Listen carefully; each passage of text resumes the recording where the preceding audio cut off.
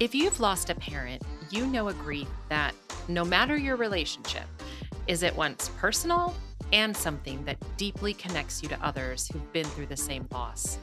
Even if we know it's coming, it can be so hard to face and definitely difficult to anticipate how you might feel.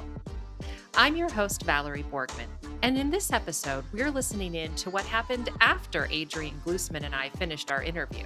You might remember Adrienne from her Family Talk episode on caregiving in a young age.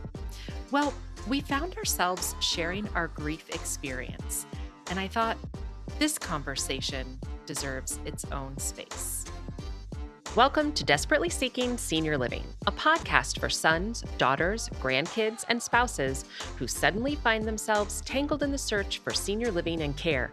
If you like today's episode, don't forget to subscribe and check out our doable download in today's show notes for a printable summary of the show and a bonus tip from our guest. I think storytelling is so powerful, and it's one of the most powerful tools that we can use as people who are working to support other caregivers.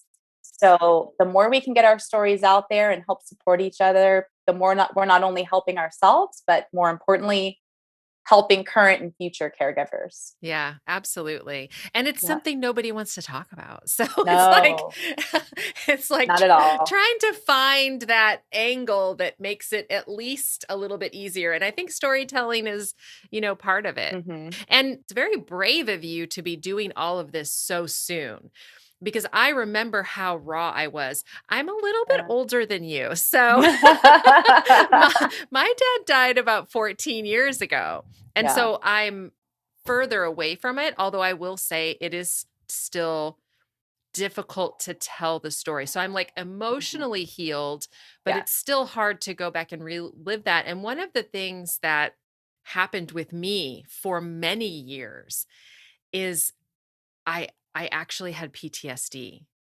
And did you have it? Did you experience it this year? So it's really interesting because before my mom passed away, I had read an article, another young caregiver that I connected with. She's actually a writer. And so she wrote different articles and got them published to different publications. And she did an article on PTSD as a caregiver. And she was writing all about it. And I said, oh my goodness, like that's what a crazy concept.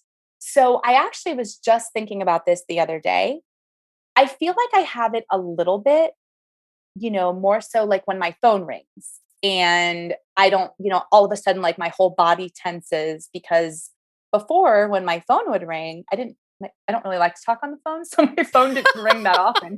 So when my phone did ring, it was typically mom's ALF calling. Yeah. So I still feel like kind of those physical reactions that I felt, going by a hospital or hearing an ambulance or, things of that nature would kind of always set me off. But I'm curious to hear how you experienced it. It's so interesting. So because my story was so quick, this everything happened in 2 weeks. Mine is very date specific. And so because the anniversary of my dad's death is coming up in early October. Mm-hmm. And so every September, it's like I have a physical reaction. Mm-hmm. And so things will start happening where I'm having this physical reaction. I'll have an emotional reaction. And really, it's more like I can't handle things as well as I would normally handle. I think that's the best way to explain it. Mm-hmm. And then all of a sudden I'll go, oh, this is coming up on the 2 weeks prior to his death. Mm-hmm. And everything happened in such a short period of time that for me, it's more date specific. Well, I'm wondering if I will experience that. Obviously, coming off of the 1-year anniversary of my mom's passing, right when at the end of July, it was almost, and I posted the weeks leading up to my mom's passing a year ago on Instagram, because at the end of July, all of a sudden I told my fiance, Ian, I said, this is the weekend when we went away. And right when we came back, this is all that started happening. And I honestly felt like I was reliving it. I mean, this all started at the beginning of August. My mom passed away on August 26th. So every date, like when we hit that date where she stopped swallowing, and we hit that date that I signed on to hospice and we hit the date where she went into the hospital, and then my first visit with her, and then my second. I mean, I was reliving it, and I was actually writing about it on Instagram because it almost helped me. But I'm almost wondering if that was a byproduct of it just being the first year and it's still so new.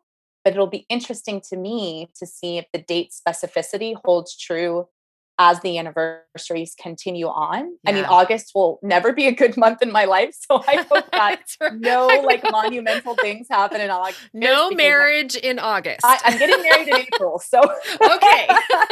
Good. so we did, yeah. I mean, because last month, and kind of like you were saying, I mean, last month I was going through these insane mood swings and grief spells and crying episodes. And I'm like, what Yes. is going on?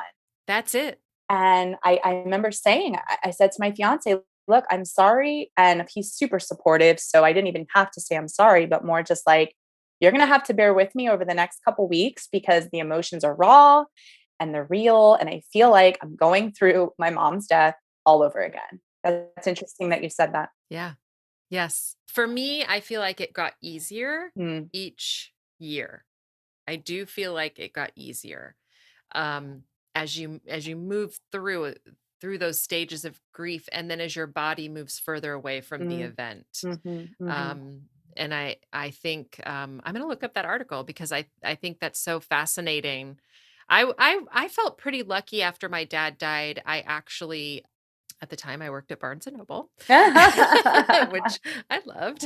Yeah. But one of the other booksellers was actually a nurse, and Oh, having someone that's completely separate from the situation tell you, mhm.